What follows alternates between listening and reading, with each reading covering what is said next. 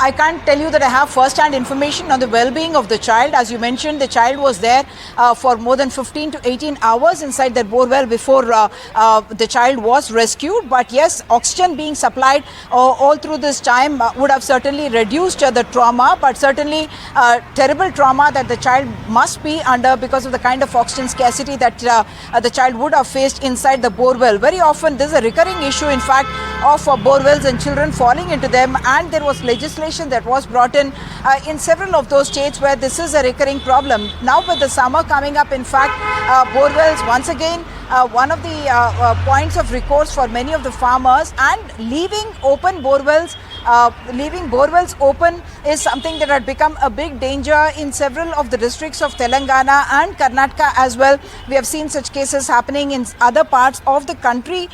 too. The child is now first going to be taken for emergency response and first aid that would be given to the child to try and ensure that the oxygen levels in the blood of the child are boosted up first, because that would have been something that the child would have been deprived of, and all of us know about the scorching temperatures that we are experiencing at ground level. So you can imagine at that level about 15 feet below the ground, those conditions would have been very, very tough, no movement at all. And therefore the first challenge for the health authorities would be to try and restore the oxygen levels, then ensure that the child comes out of the trauma, and ensure that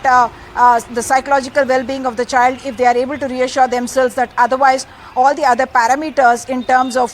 the child's blood pressure, the child's the oxygen content in the blood, and as well as the salts, because this is a very small child that we are talking about, and hopefully the mother would have been by now reunited with the child itself. On the legal front, there has been legislation that has been brought in saying that no person is allowed to leave a borewell open once it gets dysfunctional, and that is something that the authorities had been pushing whenever these kind of cases come up. Whether this was an unused borewell that was left like that, thankfully the child stopped at that level of 15 or 16 feet. We have seen cases in which the children have fallen more than 100 feet or 200 feet into the ground, and the rescue becomes very difficult. Just 2 days ago, in fact, in one of the districts in Telangana, they were trying to dig a well because of the